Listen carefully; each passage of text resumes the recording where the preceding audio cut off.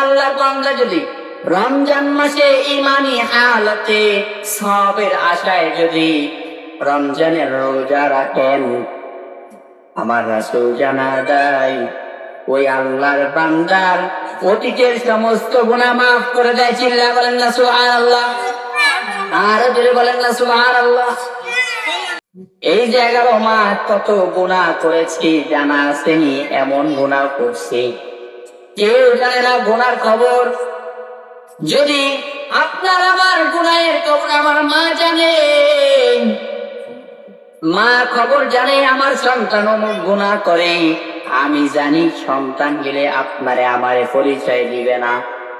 বাবা যদি জানে আপনার আমার গুনাহের খবর, সন্তান পরিচয় দিবে না।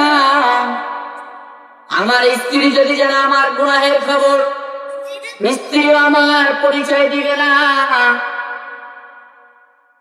আমার গুনাহের খবর যদি আমার সন্তান জানে, আমার সন্তান আমারে বাবা বলে পরিচয় দিবে না।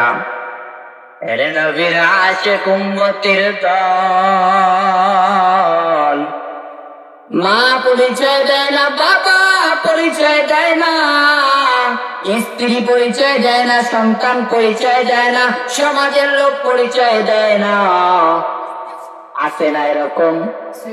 যদি জানে কিন্তু আমার মালিক আপনার আমার গুনাহের খবর জানার পরেও একবার বললো না, রে বান্দা তোর পানি বন্ধ করে দে, তোর বাতাস বন্ধ করে দে, বলছিল ওই বান্দা তোমার খাবার বন্ধ করে ওই পুকুরের মাছ তোর বন্ধ করে দিলাম।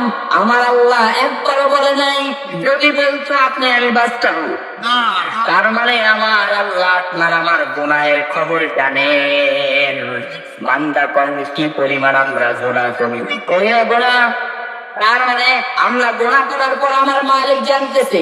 এর কোনো বাতাস বন্ধ করে না, পানি বন্ধ করে না, নদীর মাছ বন্ধ করে না, চলাফেরা বন্ধ করে না, সব করতেছি রে বান্দা। তার মানে আমার গুনাহের মাপের মাস সামনে আসতেছে। অতীতে কত গুনাহ করছি, আর গুনাহ করব না।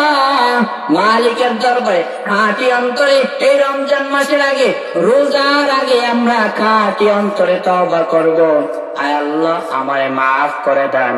11 মাস জুলুম করেছি, অত্যাচার করেছি, মিথ্যা বলেছি, ওয়াদা করে ওয়াদা খেলাপ করেছি, আমানত রেখে আমানতের খেয়ানত করেছি। আয় আল্লাহ পশ্চিম কালের জন্য আর করবো না রে মালিক। এই অবস্থায় যদি আমরা বলতে পারি আমার মালিক শুনবেন।